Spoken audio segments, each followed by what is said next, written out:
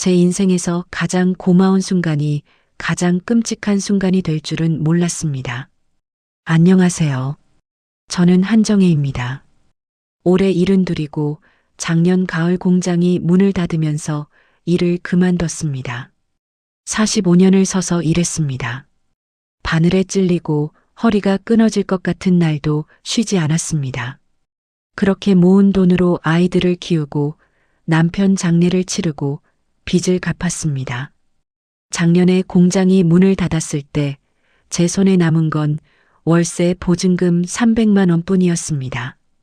그런데 그 순간 제 딸이 말했습니다. 엄마, 우리 집으로 오세요? 저는 그 말이 구원인 줄 알았습니다.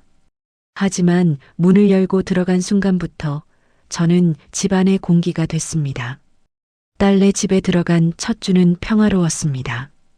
손녀 하은이가 제 손을 잡고 할머니, 이제 우리 집이에요라고 웃었습니다. 딸은 작은 방 하나를 비워줬고 저는 짐을 풀며 눈물이 났습니다. 이제 걱정 없이 살 수 있을 거라고 믿었습니다. 엄마, 밥 먹어요? 딸이 밥상을 차리며 불렀습니다. 저는 앞치마를 두르고 부엌으로 갔습니다. 그런데 딸이 말했습니다. 엄마는 그냥 앉아 계세요? 제가 할게요. 아니야, 내가 할게. 됐어요? 엄마 손은 이제 쉬어야죠. 따뜻한 말이었습니다. 하지만 그날 이후 저는 단 한 번도 그 부엌에 서지 못했습니다. 작은 통제는 물에서 시작됐습니다. 엄마, 물 아껴 쓰셔야 해요. 수도세가 만만치 않거든요. 딸이 제가 설거지를 하려 하자 말했습니다. 저는 고개를 끄덕였습니다. 당연한 말이었습니다. 그 다음은 세제였습니다. 엄마, 세제 너무 많이 쓰지 마세요. 이거 비싼 거예요? 빨래를 하려다 손을 멈췄습니다. 제가 쓴 세제가 손가락 한마디만큼이었는데도 딸은 그렇게 말했습니다. 그 다음 주부터는 옷이었습니다. 엄마, 그 옷은 너무 낡았어요? 하은이가 할머니 보고 뭐라고 하겠어요? 이게 제일 편한 옷인데. 그래도 좀 그렇잖아요? 제가 사드릴 테니까 일단 이거 입으세요. 딸이 건넨 옷은 제 취향이 아니었습니다. 색깔도 촌스럽고 핏도 어색했습니다. 하지만 저는 그 옷을 입었습니다. 딸이 사준 옷이었으니까요. 머리도 문제가 됐습니다. 엄마, 머리 좀 자주 감으세요? 냄새 나요? 저는 이틀에 한 번씩 머리를 감았습니다. 그런데 딸은 매일 감으라고 했습니다. 엄마가 쓰는 물은 아까운데? 안 그러면 다른 사람들이 뭐라고 하겠어요? 물을 아껴 쓰라고 하면서 제 체면은 신경 쓰는 게 이상했지만 저는 따랐습니다. 첫 번째 균열은 식탁에서 왔습니다. 어느 날 저녁 딸과 사위가 먼저 밥을 먹고 있었습니다. 저는 방에서 나와 식탁으로 다가갔습니다. 엄마, 우리 먼저 먹을게요. 엄마는 나중에 드세요. 딸이 웃으며 말했습니다. 저는 멈춰섰습니다. 왜? 하은이 학원 보내야 해서 시간이 없어요? 엄마는 천천히 드시면 되잖아요? 말은 맞았습니다. 저는 급할 일이 없었습니다. 하지만 가슴 한쪽이 무너지는 기분이었습니다. 그날 이후 저는 늘 혼자 밥을 먹었습니다. 가족이 먼저 먹고 치우고 나면 저는 남은 반찬으로 밥을 떴습니다. 국은 식어 있었고 반찬은 다 퍼가고 없었습니다. 그날 밤 아들한테서 전화가 왔습니다. 엄마, 나 준호야. 그래, 잘 지내니? 엄마, 나 지금 좀 힘들어. 사업이 안 풀려서. 준호는 몇 년 전 치킨집을 차렸다가 망했습니다. 그 빚을 갚느라 제가 모은 돈 1,000만 원을 줬습니다. 그런데 또 돈이 필요하다고 했습니다. 엄마가 지금 여유가 없어. 누나 집에 있으면서 뭐가 없어? 엄마, 나만 믿고 한 번만 더 도와줘. 이번에 진짜 잘 될 것 같아. 준호야, 엄마가 지금. 엄마는 항상 그래. 누나한테만 잘해주고 나는 항상 뒷전이야. 준호는 화를 냈습니다. 저는 아무 말도 못했습니다. 전화를 끊고 나니 가슴이 답답했습니다. 며칠 후 딸이 유치원 행사에 같이 가자고 했습니다. 엄마 하은이 발표회 있는데 같이 가요? 저는 기뻤습니다. 손녀와 함께 나들이를 할 수 있다는 게 좋았습니다. 그런데 유치원에 도착하자 딸이 말했습니다. 엄마 여기 앉아 계세요? 저는 다른 엄마들이랑 인사해야 해서요? 딸은 다른 학부모들과 웃으며 이야기를 나눴습니다. 저는 구석 의자에 혼자 앉아 있었습니다. 하은이가 무대에서 율동을 할 때 저는 손을 흔들었습니다. 하지만 하은이는 저를 보지 않았습니다. 딸만 보고 웃었습니다. 행사가 끝나고 집으로 돌아오는 길에 딸이 말했습니다. 엄마 다음엔 그냥 집에 계세요? 다른 사람들이 엄마 보고 뭐라고 할까봐? 신경 쓰여요? 저는 아무 말도 하지 못했습니다. 그날 밤 딸이 술을 마셨습니다. 사위와 싸운 모양이었습니다. 딸은 거실 소파에 앉아 맥주를 마시며 혼잣말을 했습니다. 왜 내 인생은 이 모양일까? 저는 방에서 문틈으로 그 모습을 봤습니다. 하은이 학원비, 남편 월급, 이 집 대출 하나도 쉬운 게 없어. 딸이 한숨을 쉬었습니다. 그리고 갑자기 말했습니다. 엄마는 왜 늘 우리 발만 잡을까? 저는 숨이 막혔습니다. 엄마 하나 먹여 살리는 것도 돈이 얼마나 드는데? 딸의 목소리는 낮았지만 또렷했습니다. 저는 가슴이 무너지는 것 같았습니다. 그날 밤 저는 잠을 이루지 못했습니다. 방문을 열고 나가고 싶었지만 그럴 곳이 없었습니다. 며칠 후 이상한 일이 생겼습니다. 우편물이 한 무더기 쌓여 있었습니다. 제 이름으로 온 봉투들이었습니다. 엄마 이거 뭐예요? 딸이 우편물을 들고 물었습니다. 모르겠는데. 엄마 우편물 관리 좀 하세요? 집 안이 지저분하잖아요? 딸은 짜증을 냈습니다. 저는 봉투를 받아들고 방으로 들어갔습니다. 그런데 뜯기가 무서웠습니다. 무슨 청구서일까봐, 혹시 제가 모르는 빚이 있는 건 아닐까봐 두려웠습니다. 그날 밤 저는 봉투 하나를 조심스럽게 뜯었습니다. 근로복지공단 사업장 폐업 청산 관련 안내라는 제목이 보였습니다. 내용은 복잡했습니다. 미지급 임금 및 퇴직금, 체당금 지급 대상 확인, 수령 가능 금액 같은 단어들이 나왔습니다. 저는 이해할 수 없었습니다. 제가 일하던 공장은 작년에 문을 닫았습니다. 사장님은 돈이 없다고 했고 저는 한 푼도 못 받고 나왔습니다. 그런데 이게 무슨 뜻일까요? 저는 봉투를 다시 접어 서랍 깊숙이 넣었습니다. 딸한테 물어볼까 했지만 또 짐이 될까봐 입을 다물었습니다. 다음 날 딸이 제 방 서랍을 뒤지고 있었습니다. 딸은 서랍을 열고 닫으며 무언가를 찾는 것 같았습니다. 저는 가슴이 철렁했습니다. 엄마 혹시 통장이나 신분증 어디 있어요? 왜? 나중에 필요할 수도 있잖아요? 제가 보관할게요. 아니야, 내가 갖고 있을게. 엄마 잃어버리면 어떡해요? 제가 맡아둘게요. 딸은 웃었지만 눈은 웃지 않았습니다. 저는 그날 밤 통장과 신분증을 작은 파우치에 넣어 옷장 깊숙이 숨겼습니다. 며칠 후 준호한테서 또 전화가 왔습니다. 엄마, 나 진짜 급해. 이번 주까지 돈 못 구하면 큰일 나. 준호야, 엄마가 지금 돈이 없어. 엄마 명의로 된 거 있잖아. 저는 멈췄습니다. 뭐? 엄마, 누나한테 물어봤어. 엄마 앞으로 뭔가 들어올 거 있다며? 가슴이 철렁했습니다. 딸과 준호가 서로 연락을 하고 있었다는 게 믿기지 않았습니다. 준호야, 그게 뭔지 나도 몰라. 엄마 앞으로 뭔가 들어온다며. 그거라도 좀 도와줘. 준호야, 어디서 들은 거야? 그냥 들었어.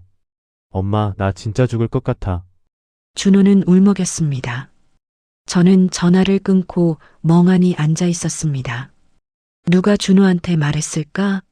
가슴 한쪽이 서늘해졌습니다. 그날 밤 저는 다시 우편물을 꺼냈습니다. 이번에는 다른 봉투도 뜯어봤습니다. 수령 절차 안내, 본인 확인 서류 제출, 예상 지급액 같은 말이 나왔습니다. 그런데 마지막 페이지에 숫자가 보였습니다. 예상 수령 가능 금액 5천만 원. 저는 눈을 의심했습니다. 5천만 원이라니. 손이 떨렸습니다. 이게 정말일까? 제가 평생 일한 대가가 이렇게 남아 있었던 걸까? 그런데 동시에 두려움이 밀려왔습니다. 딸과 준호가 이 돈을 알고 있다면 제가 어떻게 될까? 다음 날 아침 저는 결심했습니다.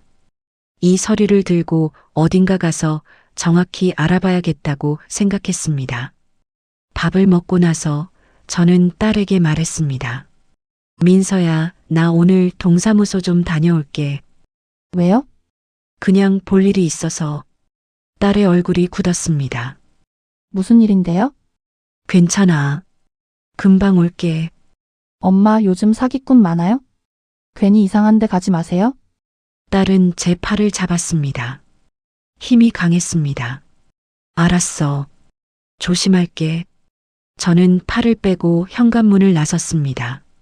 뒤에서 딸이 뭐라고 말하는 것 같았지만 저는 듣지 않았습니다.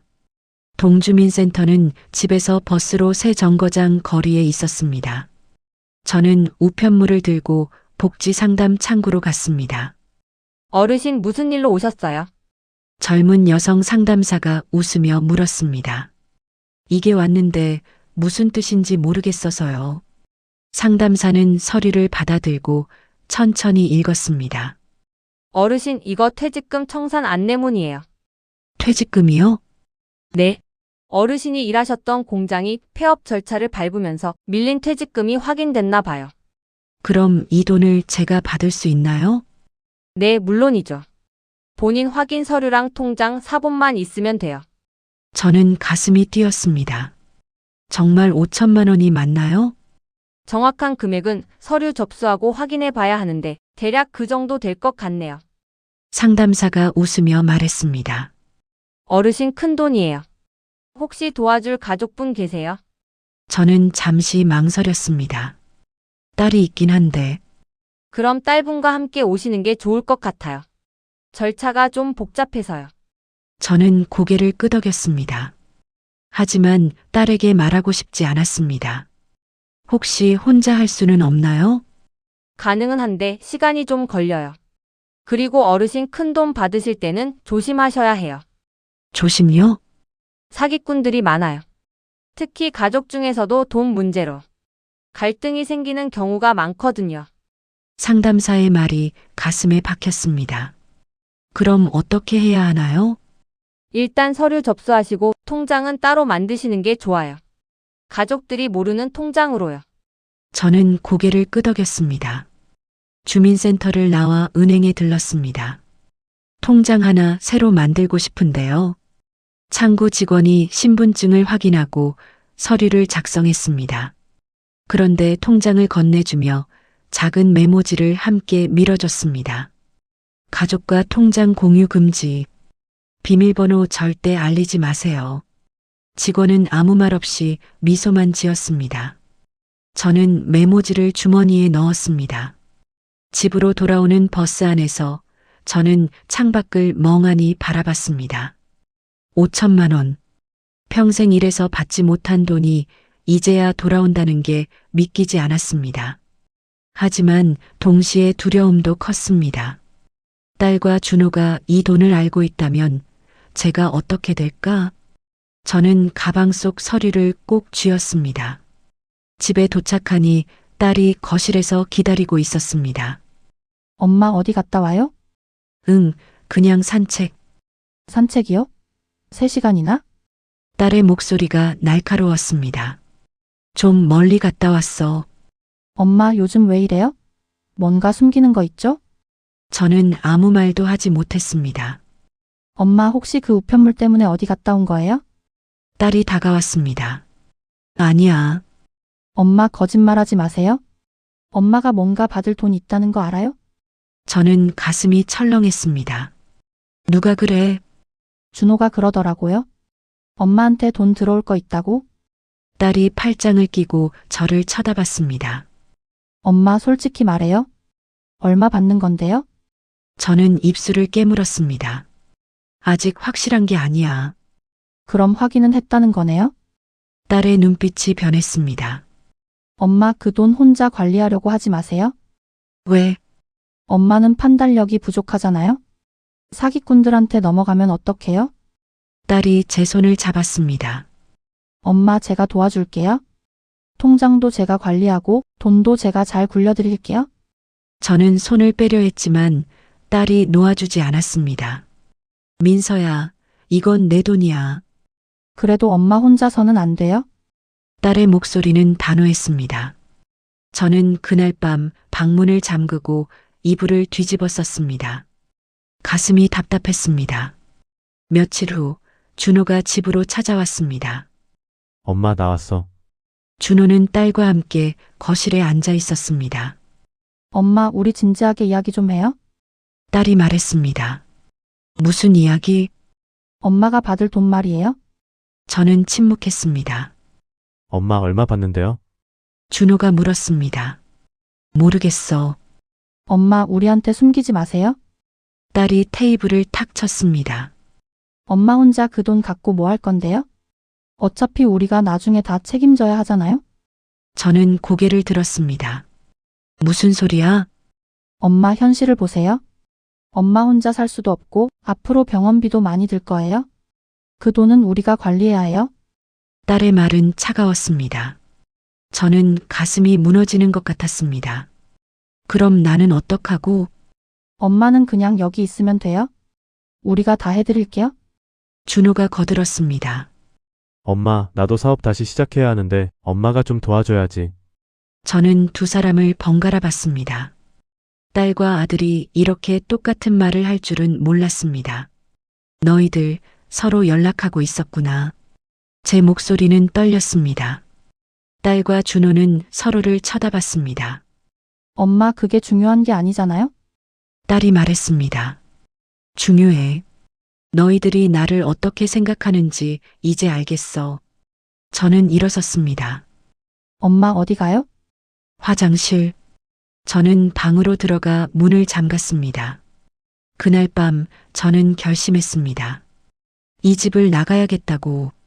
하지만 어디로 가야 할지 몰랐습니다.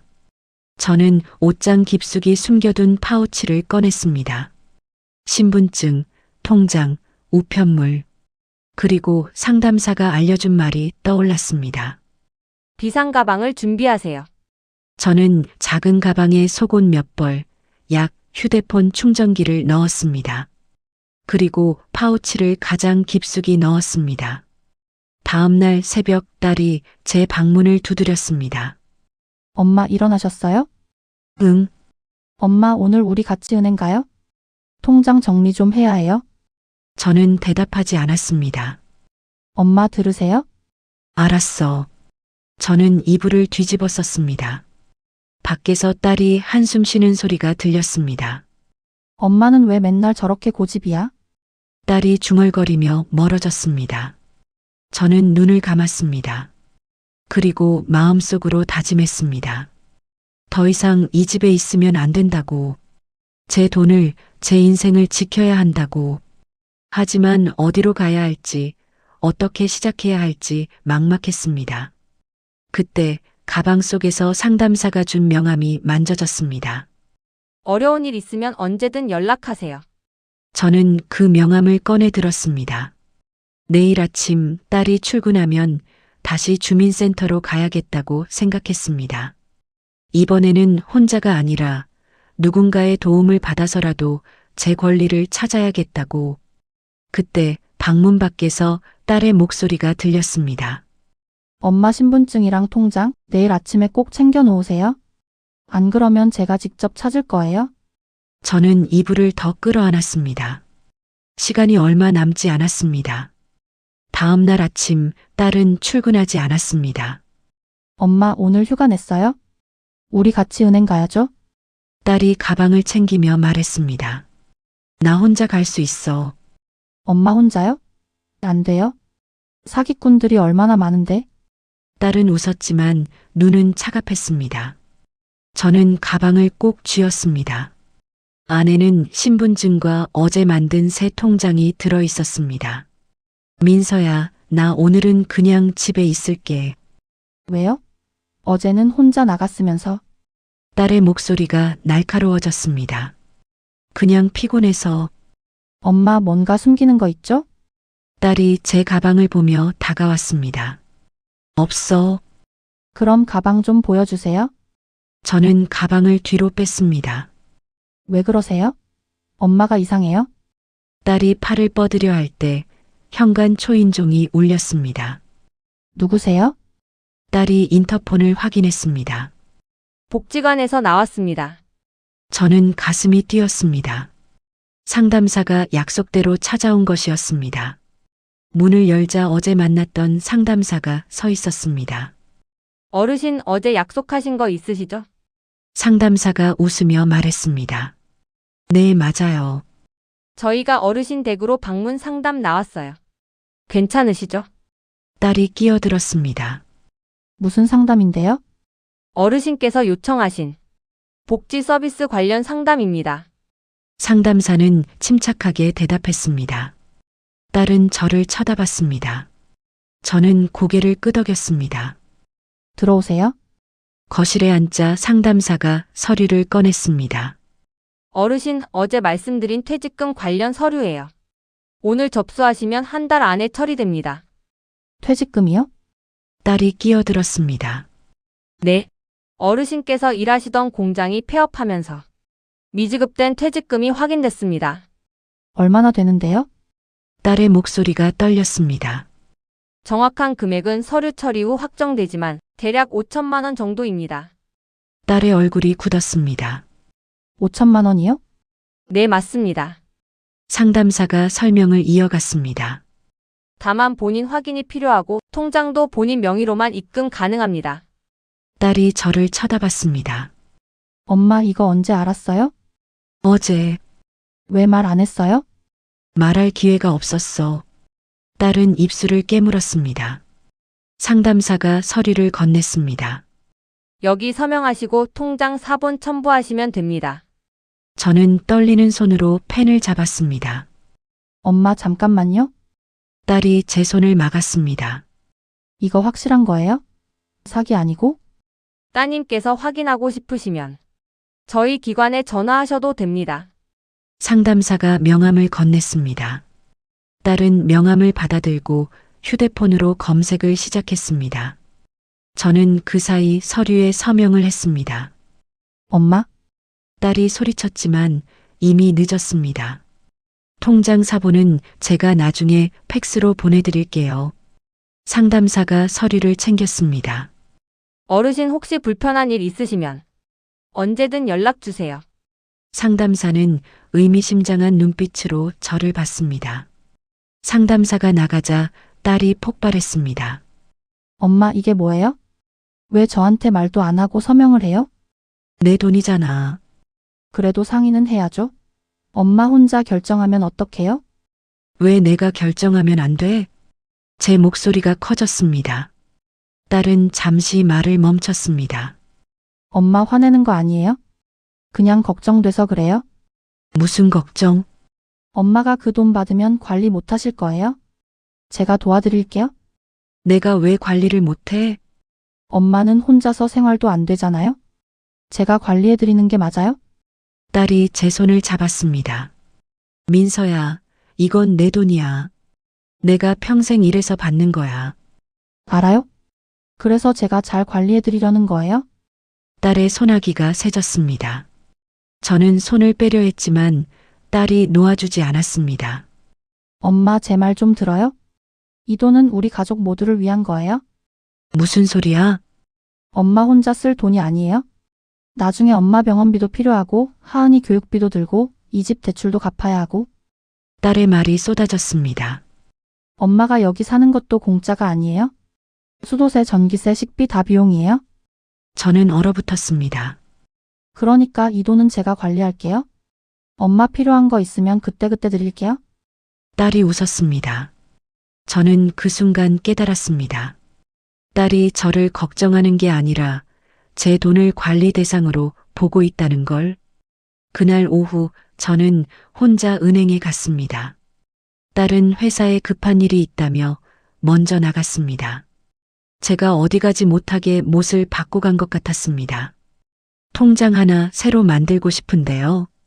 창구 직원이 신분증을 확인하고 서류를 작성했습니다. 어르신, 이 통장은 비밀로 하셔야 해요. 직원이 작은 목소리로 말했습니다. 네, 가족분들한테도 알리지 마세요. 비밀번호도 절대 알려주시면 안 돼요. 직원은 통장을 건네며 작은 메모지를 함께 밀어줬습니다.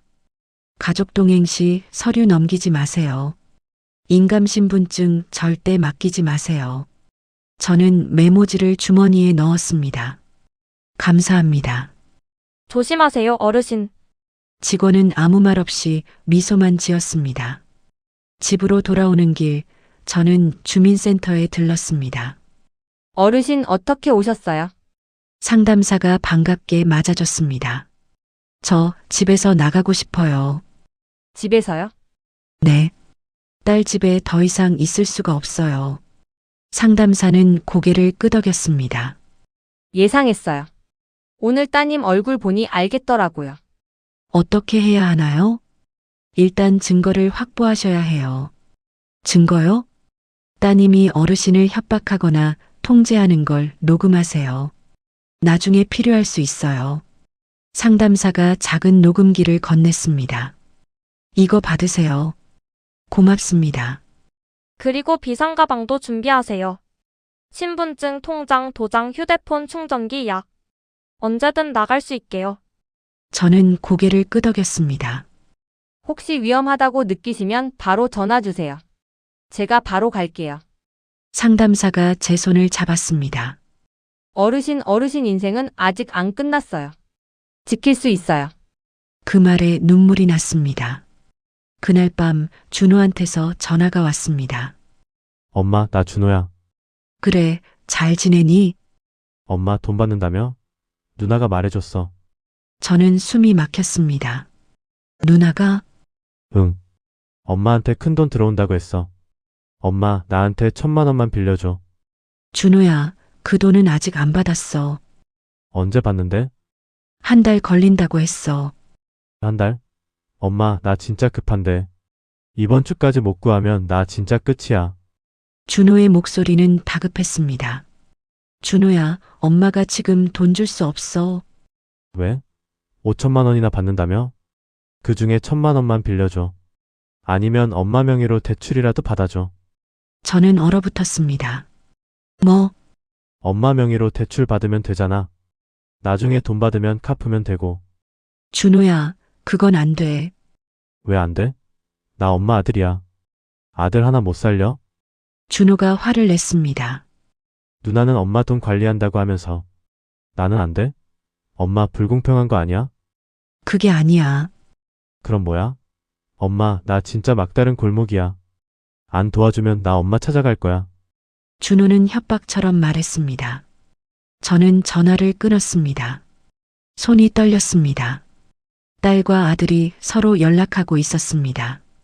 제 돈을 두고 며칠 후 이상한 일이 생겼습니다. 우편물이 또 왔습니다. 이번엔 은행에서 온 것 같았습니다. 저는 봉투를 조심스럽게 뜯었습니다. 본인 확인 요청 후견인 신청 관련. 저는 눈을 의심했습니다. 후견인? 누가 제 후견인을 신청했다는 걸까? 내용을 읽어보니 더 충격적이었습니다. 신청인 강민서. 딸이 제 후견인을 신청했습니다. 이유는 고령으로 인한 판단력 저하였습니다. 저는 손이 떨렸습니다. 후견인이 되면 딸이 제 재산을 관리할 수 있다는 걸 알고 있었습니다. 제 통장도, 제 집도, 제 돈도 모두 딸 손에 들어가는 겁니다. 저는 숨이 막혔습니다. 그날 밤 딸이 집에 돌아왔습니다. 엄마, 저 왔어요? 딸은 평소처럼 웃으며 인사했습니다. 하지만 저는 그 웃음이 이제 무섭게 느껴졌습니다. 민서야, 내가 물어볼 게 있어. 뭐예요? 너 내 후견인 신청했니? 딸의 얼굴이 굳었습니다. 어떻게 알았어요? 우편물 봤어. 엄마, 그건 엄마를 위한 거예요? 딸이 다가왔습니다. 엄마를 위한 거? 네. 엄마가 나이도 있으시고 큰 돈 받으면 사기꾼들이 몰려들 거예요? 그래서 제가 법적으로 보호해드리려는 거예요? 딸은 웃었습니다. 그건 날 가두는 거야. 뭐가 가두는 거예요? 제가 엄마 돈 잘 관리해드리겠다는 건데 내 돈은 내가 관리해. 엄마는 못해요? 딸의 목소리가 차가워졌습니다. 엄마 혼자서는 생활도 안 되잖아요? 제가 관리만 해드리면 돼요? 민서야, 이건 아니야. 뭐가 아니에요? 엄마 현실을 보세요. 엄마가 움직이면 다 문제가 돼요? 딸이 제 어깨를 잡았습니다. 그러니까 그냥 여기 있으세요. 제가 다 해드릴게요. 저는 딸의 손을 뿌리쳤습니다. 안 돼. 엄마, 딸의 목소리가 커졌습니다. 엄마가 나가면 그 돈은 어떡해요? 엄마는 판단 못해요. 제가 관리해야 해요. 저는 주머니 속 녹음기를 켰습니다. 딸은 계속 말했습니다. 엄마 명의로 된 거 다 제가 정리할 거예요. 통장도 신분증도 도장도. 엄마는 그냥 가만히 계세요. 딸의 목소리가 녹음기에 담겼습니다. 저는 아무 말도 하지 않았습니다. 다음 날 아침 저는 일찍 일어났습니다. 딸이 출근하기 전에 뭔가 해야 했습니다. 그런데 딸이 제 방 앞에 서 있었습니다. 엄마 일어나셨어요? 응, 엄마 오늘 우리 같이 구청 가야 해요. 왜? 후견인 서류 제출해야 해요. 엄마도 서명하셔야 하거든요. 딸이 웃었습니다. 나 안 가. 엄마 이건 선택이 아니에요. 딸의 목소리가 차가워졌습니다. 엄마가 안 가시면 제가 엄마 신분증이랑 도장 가지고 갈 거예요. 저는 숨이 막혔습니다. 그건 불법이야. 엄마 건강 상태가 안 좋다는 진단서도 이미 받았어요. 병원에서. 딸이 서류를 꺼냈습니다. 이게 뭐야? 엄마가 지난달에 받은 검진 결과요. 여기 보세요. 고혈압, 당뇨, 경미한 인지 저하 소견. 저는 서류를 빼앗아 봤습니다. 정말 제 이름으로 된 진단서였습니다. 나 이런 검사 받은 적 없어. 엄마 건강검진 받으셨잖아요.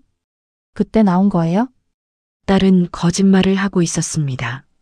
저는 딸이 서류를 조작했다는 걸 알았습니다. 민서야, 이건 범죄야. 범죄요? 저는 엄마를 보호하려는 거예요. 딸이 제 팔을 잡았습니다. 엄마 그냥 협조하세요. 안 그러면 제가 다른 방법을 쓸 거예요. 저는 딸의 손을 뿌리치고 방으로 들어갔습니다. 문을 잠그고 떨리는 손으로 비상가방을 꺼냈습니다. 신분증, 통장, 녹음기, 상담사 명함. 모든 게 준비됐습니다. 저는 휴대폰을 꺼내 상담사에게 전화했습니다. 여보세요? 선생님, 저예요. 한정혜예요. 어르신 무슨 일이세요? 딸이 저를 못 나가게 해요. 후견인 서류까지 준비했어요. 지금 어디 계세요? 집이요. 방 안에 있어요. 어르신 내일 아침 일찍 나가실 수 있어요? 모르겠어요. 딸이 지키고 있어요. 그럼 제가 내일 아침에 갈게요. 몇 시에 따님이 출근하세요? 9시요. 알겠어요. 제가 9시 10분에 갈게요. 그때까지 버티세요. 네. 저는 전화를 끊었습니다. 밖에서 딸이 방문을 두드렸습니다. 엄마 문 열어요? 저는 대답하지 않았습니다. 엄마, 제가 열쇠로 열 거예요. 딸의 목소리가 떨렸습니다.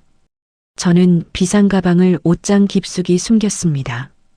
그리고 이불을 뒤집어 썼습니다. 다음 날 새벽 저는 잠을 이루지 못했습니다. 9시가 되기를 기다렸습니다. 딸이 출근하는 소리가 들렸습니다. 저는 방문을 조심스럽게 열었습니다. 거실은 조용했습니다. 저는 비상가방을 메고 현관으로 향했습니다. 신발을 신는 순간 뒤에서 목소리가 들렸습니다. 엄마 어디 가요? 딸이 서 있었습니다.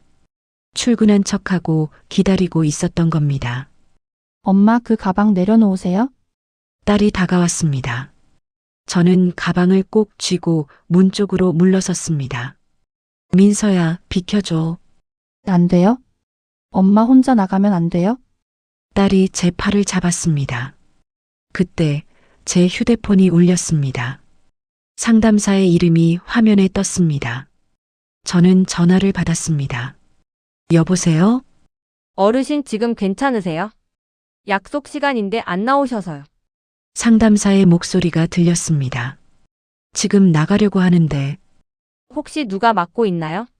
네, 어르신 주소 다시 한번 확인해 주세요. 제가 바로 갈게요. 저는 주소를 말했습니다. 딸이 휴대폰을 빼앗으려 했지만 저는 놓지 않았습니다.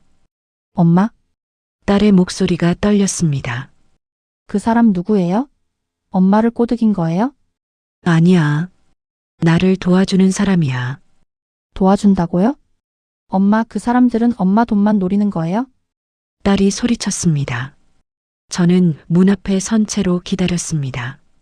시간이 얼마나 흘렀을까? 초인종이 울렸습니다. 어르신 저예요. 상담사의 목소리였습니다. 저는 문을 열려고 했지만 딸이 제 앞을 막았습니다. 엄마, 문 열지 마세요. 민서야, 비켜. 안 돼요? 딸이 저를 밀쳤습니다. 저는 비틀거렸습니다. 밖에서 상담사의 목소리가 들렸습니다. 어르신 괜찮으세요?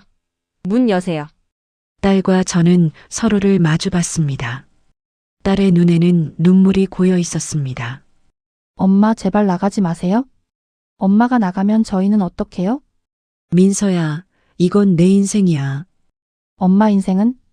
딸은 말을 멈췄습니다. 저는 딸을 밀치고 문을 열었습니다. 상담사가 서 있었습니다. 어르신 괜찮으세요? 네. 저는 밖으로 나왔습니다. 뒤에서 딸이 울었습니다.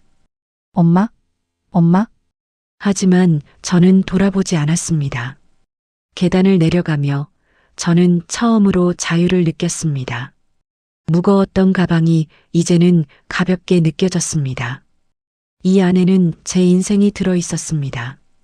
신분증, 통장, 녹음기, 그리고 다시 시작할 용기. 상담사와 함께 건물을 나서자 찬 공기가 얼굴을 때렸습니다. 어르신 지금 바로 경찰서 가셔야 해요. 경찰서요? 네. 따님이 어르신을 감금하려 했고 후견 서류도 조작했어요. 이건 범죄예요. 상담사는 단호하게 말했습니다. 저는 잠시 멈춰섰습니다. 가방 속에는 녹음기가 있었습니다. 딸의 목소리가 담긴 녹음기. 저는 가방을 열어 녹음기를 꺼냈습니다. 선생님, 이거 증거로 쓸 수 있을까요? 물론이죠. 그럼 제가 직접 말하겠어요. 제가 당한 일을요. 저는 녹음기를 꼭 쥐었습니다. 더 이상 누가 대신 말해주기를 기다리지 않겠다고 다짐했습니다. 좋아요, 어르신. 가시죠. 상담사가 웃었습니다. 경찰서에서 저는 녹음 파일을 제출했습니다. 엄마가 나가면 그 돈은 어떡해요? 엄마는 판단 못해요? 제가 관리해야 해요? 딸의 목소리가 경찰관 앞에서 흘러나왔습니다. 어르신 따님의 어르신 명의로 후견 신청을 했다는 거 맞으시죠? 네, 맞아요. 그리고 이 진단서인데요. 어르신이 받았던 건강검진 기록을 임의로 편집한 것으로 보입니다. 경찰관이 서류를 확인했습니다. 어르신께서 작년에 받으신 검진 결과를 부풀려서 마치 판단력에 문제가 있는 것처럼 작성했네요. 그럴 수가. 이건 명백한 서류 조작입니다. 일단 후견 신청은 즉시 철회 조치하고 따님에 대한 수사를 진행하겠습니다. 접근 금지 경고도 발령됩니다. 감사합니다. 저는 고개를 숙였습니다. 경찰서를 나오는 길 상담사가 말했습니다. 어르신 이제 안전해요. 쉼터로 가시죠. 쉼터요? 네. 돈 받으실 때까지 거기서 지내세요. 한 달 정도면 돼요. 저는 고개를 끄덕였습니다. 쉼터는 작았지만 따뜻했습니다. 혼자 쓸 수 있는 작은 방이 주어졌습니다. 어르신 여기서 편히 쉬세요. 식사는 아래 식당에서 하시면 돼요. 직원이 친절하게 안내했습니다. 저는 짐을 풀고 침대에 앉았습니다. 평생 처음으로 제 공간이 생긴 기분이었습니다. 창밖으로 해가 지고 있었습니다. 저는 작은 가방을 열어 신분증과 통장을 꺼냈습니다. 이 작은 것들이 제 전부였지만 이제는 누구도 빼앗아갈 수 없었습니다. 일주일 후 준호한테서 전화가 왔습니다. 엄마, 누나가 경찰서 갔다 왔대? 무슨 일이야? 준호야, 엄마 이제 딸 집에 안 있어. 뭐? 어디 있는데? 그건 말 안 할게. 엄마, 나 어떡해? 엄마가 돈 안 주면 나 정말 끝이야. 준호가 울었습니다. 준호야, 엄마가 너한테 돈 줄 수 없어. 왜? 5천만 원이나 있잖아. 그건 내 돈이야. 엄마, 나 엄마 아들이야. 아들한테 돈도 안 줄 거야? 준호의 목소리가 거칠어졌습니다. 준호야, 엄마가 너한테 이미 1,000만 원 줬어. 그걸로 충분해. 충분해? 그거 다 날아갔어. 엄마, 이번만 도와줘. 제발. 그건 내 책임이야. 저는 단호하게 말했습니다. 엄마, 진짜 이럴 거야? 나 진짜 엄마 찾아갈 거야. 준호야, 엄마를 협박하는 거니? 협박 아니야. 나 진짜 급해서 그래. 엄마도 이제 엄마 인생을 살 거야. 미안하지만 더 이상 도와줄 수 없어. 저는 전화를 끊었습니다. 손이 떨렸지만 가슴은 후련했습니다. 그날 밤 상담사가 찾아왔습니다. 어르신 아드님한테서 연락 왔죠? 어떻게 하셨어요? 경찰이 조사하면서 확인했어요. 이거 보셔야 할 것 같아서 가져왔어요. 상담사가 휴대폰을 건넸습니다. 저는 화면을 봤습니다. 딸과 아들의 문자 내역이었습니다. 엄마 돈 받으면 반반 나눠. 손이 떨렸습니다. 내가 엄마 붙잡아 둘 테니까 오빠는 돈 이야기해. 딸의 문자였습니다. 알았어. 내가 엄마한테 압박 넣을게. 아들의 답장이었습니다. 저는 휴대폰을 떨어뜨렸습니다. 반반 나눠. 그 문장이 귓가에서 맴돌았습니다. 제 새끼들이 저를 계산하고 있었습니다. 가슴이 무너졌습니다. 민서가 저를 집에 가뒀던 이유, 준호가 매번 돈을 요구했던 이유, 모두 하나로 연결됐습니다. 저는 바닥에 주저앉았습니다. 어르신. 상담사가 제 어깨를 잡았습니다. 어르신은 잘 버티셨어요. 이제 어르신 인생을 사세요. 저는 고개를 들었습니다. 눈물이 났지만 동시에 명확해졌습니다. 더 이상 미련을 가질 이유가 없다는 것이. 한 달 후 퇴직금이 입금됐습니다. 어르신 확인해 보세요. 은행 직원이 통장을 건넸습니다. 5,140만 원. 숫자가 또렷하게 찍혀 있었습니다. 저는 눈물이 났습니다. 평생 일한 대가가 이렇게 돌아왔습니다. 45년을 서서 일한 세월이 이 숫자 안에 담겨 있었습니다. 어르신 축하드려요. 직원이 웃었습니다. 다음 날 저는 작은 월세방을 구했습니다.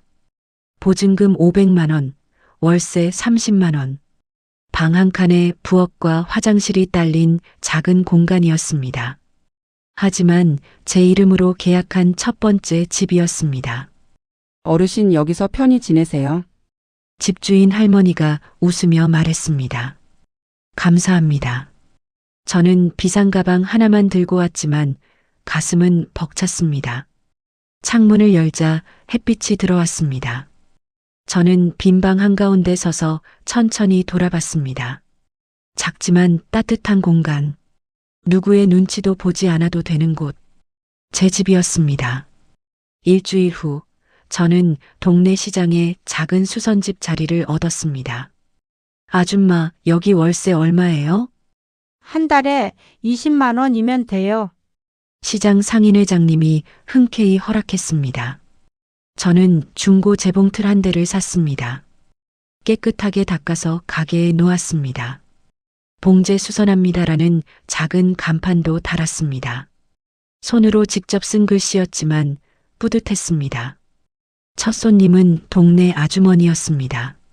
아줌마 이 바지 좀 줄여주세요. 네, 금방 해드릴게요. 저는 바지를 받아들고 재봉틀 앞에 앉았습니다. 바늘이 천을 지나가는 소리가 정겹게 들렸습니다. 40년 만에 다시 잡은 바늘이었지만 손은 기억하고 있었습니다. 한 땀 한 땀 바느질을 하는 동안 저는 웃고 있었습니다. 다 됐어요. 얼마예요? 5,000원이요. 여기 있어요. 고마워요. 아주머니가 돈을 건넸습니다. 5,000원. 작은 돈이었지만 제 손으로 번 첫 돈이었습니다. 저는 그 돈을 꼭 쥐었습니다. 눈물이 났습니다. 제가 쓸모 있는 사람이라는 걸 느꼈습니다. 한 달이 지나자 손님이 조금씩 늘었습니다. 아줌마 솜씨 좋다고 소문났어요. 고맙습니다. 하루에 버는 돈으로 월세를 내고 밥을 먹고 약을 샀습니다. 남은 돈은 조금씩 모았습니다. 많지 않았지만 제 힘으로 사는 삶이었습니다. 어느 날 상담사가 찾아왔습니다. 어르신 잘 지내세요? 네, 덕분에요. 일 잘 되세요? 네, 손님이 조금씩 늘고 있어요. 저는 자랑스럽게 말했습니다. 어르신 제가 제안 하나 드릴게요. 뭔가요? 복지관에서 독거노인 분들 옷 수선 봉사하실 분 찾고 있어요. 한 달에 한 번 정도인데 어떠세요? 저도 할 수 있을까요? 물론이죠. 어르신이 딱이에요. 저는 고개를 끄덕였습니다. 해볼게요. 첫 봉사날 복지관에는 할머니, 할아버지들이 모여 있었습니다. 여기 구멍 난 옷 좀 고쳐주세요. 단추 좀 달아주세요. 저는 하나하나 정성껏 고쳤습니다. 한 할머니가 낡은 치마를 가져왔습니다. 이거 손녀 결혼식 때 입으려고 했는데 찢어져서요. 제가 예쁘게 고쳐드릴게요. 저는 치마를 받아들고 정성껏 기웠습니다. 1시간 후 할머니가 치마를 받아들고 눈물을 흘렸습니다. 고맙습니다, 아주머니. 이제 손녀 결혼식에 갈 수 있겠어요. 아니에요. 제가 더 고마워요. 저는 진심으로 말했습니다.